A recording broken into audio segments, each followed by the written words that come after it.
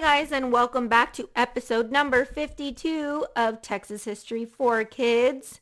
I'm your host, Michelle Gallegos. It's almost Turkey Day here in the United States. I'm curious, what are you going to wash down all that turkey and sides with? Well, if you're in Texas, it might be a good old-fashioned Southern sweet tea. At least if you were invited to my Thanksgiving meal, that's what it would be. But others may have a good old burp-inducing soda. Or if you're in another part of the country, soda pop. Have you ever wondered where your favorite soda comes from? Well, today we're talking about Dr. Pepper, one of the oldest sodas in the world, and it all started right here in Texas. Dr. Pepper was created in the 1880s by a pharmacist named Charles Alderton. He made it at a place called Morrison's Old Corner Store in Waco, Texas. So I guess you could say Dr. Pepper is a native Texan, something most Texans would appreciate. Now, it is the oldest of the major brand soft drinks in all of America. Charles Alderton spent most of his time mixing up medicine for people of Waco. But in his spare time, he liked to serve carbonated drinks at the soda fountain. With all of the fruit syrupy flavor smells just mixing together in the air, he decided to create a drink that tasted like that smell. He kept a journal, as most scientists do, and after countless experiments, he finally hit upon a mixture that he really liked. So after testing it out on the store's owner, named Wade Morrison, it quickly became a hit. People loved it so much that they started asking for a Waco, because of course it didn't have a name yet. Soon, Charles gave his recipe to Wade, and guess what? Wade named the drink Dr. Pepper. Now, here's where it gets a little bit interesting. Some people believe Dr. Pepper was named after a real doctor, Dr. Charles T. Pepper from Virginia. It's said that Morrison worked for him at one point, but Millie Walker, who is actually a curator at the Dublin Dr. Pepper Bottling Company Museum, says there's no proof Morrison ever worked for Dr. Pepper. So in 1891, they started a new company called the Artesian Manufacturing and Bottled Company, which would later become the Dr. Pepper Company. Dr. Pepper became popular, and in 1904, it was introduced to the national stage at only the biggest place in America, the World's Fair in St. Louis. That's when people all across the country first got to try it. So then in 1923, the company moved from Waco to Dallas. But Dr. Pepper didn't just sit back and enjoy the fruits of its labor.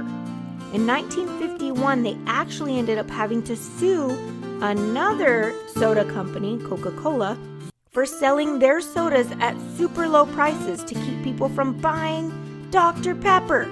Now fast forward to 1969. Dr. Pepper became so successful that Coca-Cola started helping to bottle and sell it in New York.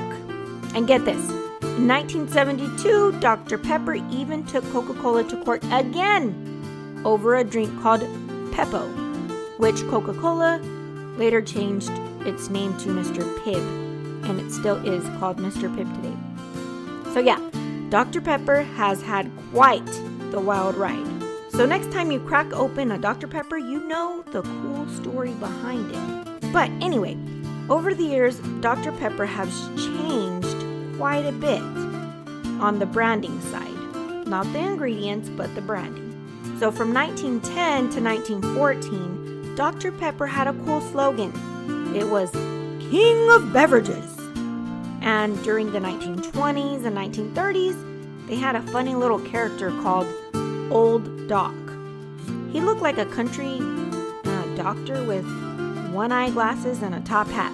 And he became the face of Dr. Pepper for a while. Now, in the 1920s, something else happened. Scientists found that sugar gives people energy, and that most people feel tired around certain times of the day, like 10:30 in the morning, 2:30 in the afternoon, and for some reason just 2 hours later at 4:30 p.m. So, Dr. Pepper held a contest, and guess what? The winner came up with the most famous slogan. The slogan they came up with was, "Drink a bite to eat, 10, 2, and 4. Now that was Dr. Pepper's way of saying it could help you stay energized. So then in the 1950s, Dr. Pepper developed another slogan, the Friendly Pepper Upper. And by the 1960s, Dr. Pepper became popular with rock and roll music and started appearing on popular TV shows. Fast forward to 1977, Dr. Pepper introduced the famous Be a Pepper campaign, and later they used another slogan, Be You, B-E-Y-O-U. Today, the newest slogan is, There's Just More to It, which gives a special ode to the 23 fruit flavors that give Dr. Pepper its one-of-a-kind taste. So if you'd like to see history in action, be sure to visit the Dr. Pepper Museum in Waco, Texas. They've got a full day of things to experience, from making your very own soda to paranormal ghostly tours. That would be pretty interesting to see. If you're interested in reading more about this topic, shoot me an email with the subject line Dr. Pepper, and I'll send you a free copy of the articles and activities that accompany this podcast. If you're enjoying these stories about Texas history, you'll find even more to explore on michelleauthor.com. Thank you for listening, and remember, yesterday is today's history.